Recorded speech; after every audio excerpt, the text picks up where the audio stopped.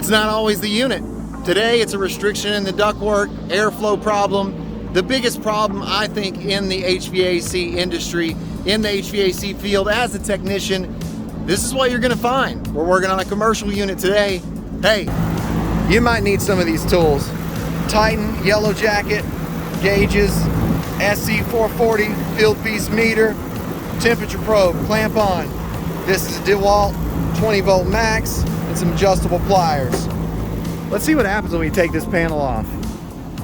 Welcome back to another video. I'm Tad, you're watching Taddy Digest, and this is an episode of HVAC Tips for Technicians where we learn about this commercial rooftop package unit.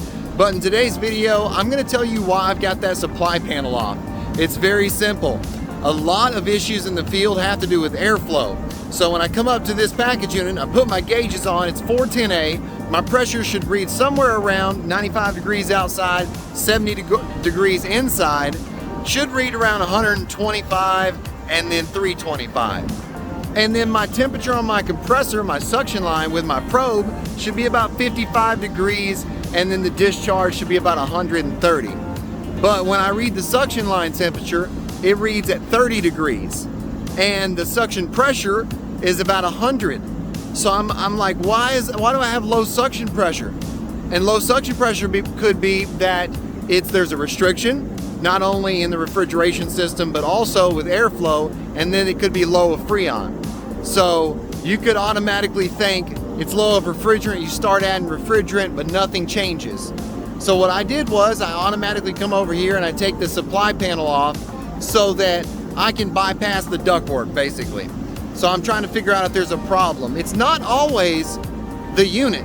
It can be the ductwork. So you need to check the supply vents inside the building you're working on, make sure they're open, and then check to see if there's dampers, because dampers can be closed. They can malfunction over time.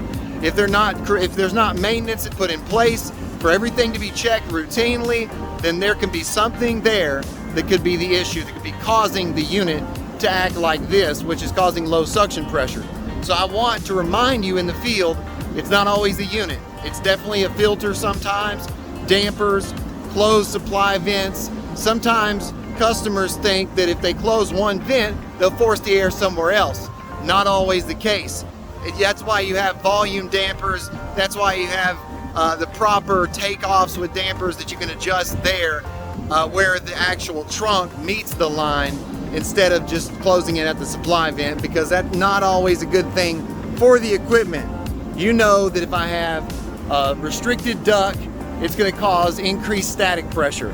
So that in turn is going to affect everything. So when I took the supply panel off, my pressures changed immediately. Everything changed.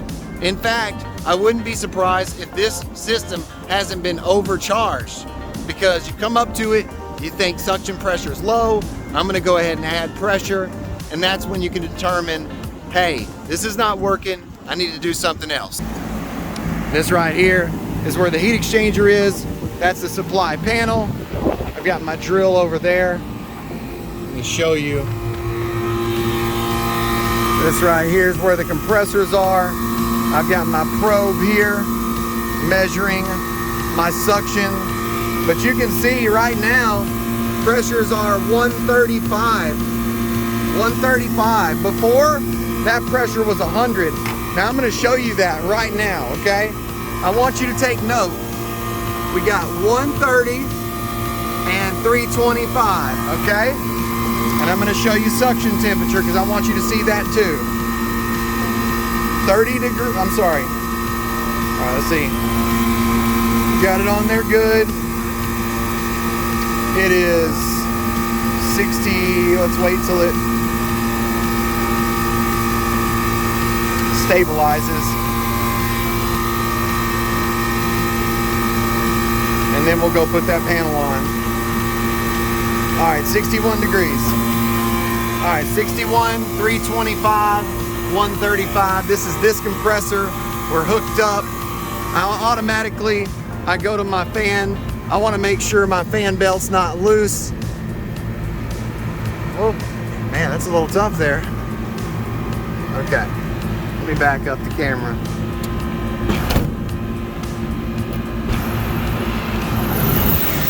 Fan belt not loose. I mean, it's a little bit, maybe a little bit of slack, but this is not the issue. All right, now let's go put this panel back on. Supply panel's back on the unit. I want to show you how this restriction in the airflow is affecting the equipment, the pressures, the temperatures. Low side pressure is now 105. High side pressure is now 300. Suction line temperature is 36. So you can see how this is affecting the equipment. It is not good. You need to make sure you check the airflow always. Airflow is the #1 issue. Oh, okay.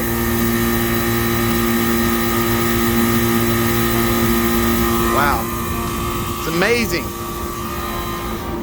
So I checked the fan speed, I checked the charge, checked superheat and subcooling. If you don't know how to do that, check out my HVAC tips for technicians. I have live in the field experience for you. Definitely like this video, subscribe, share the video if you want to help support me. Join my channel. To all my members, thank you so much. You are what makes this channel grow. You are what makes this happen every day. Thank you so much. Stay healthy, stay happy. This is Tad reminding you, I'll keep you cool if you let me. The way I check ductwork is with a MagnaHelic. It's a great tool for me to be able to figure out if my supply or if my return or both are my problem areas. So what I do is I use a MagnaHelic. I measure the total external static, which is the supply and the return static added together. And I know that I have a certain parameter that I need to work within to be able to make sure that I have good airflow, and then my pressures and my temperatures will reflect. So if you want to learn more, check out my playlist, HVAC Tips for Technicians. Also, I have a guide, airflow and duct design guide I can send you. You just join, become a member, then comment below, I joined. I'll find out if you joined. I'll give you my email. I'll email you a copy of it so that you know more about checking ductwork with a MagnaHelic, and that way you'll be better off in the field as a technician. All right.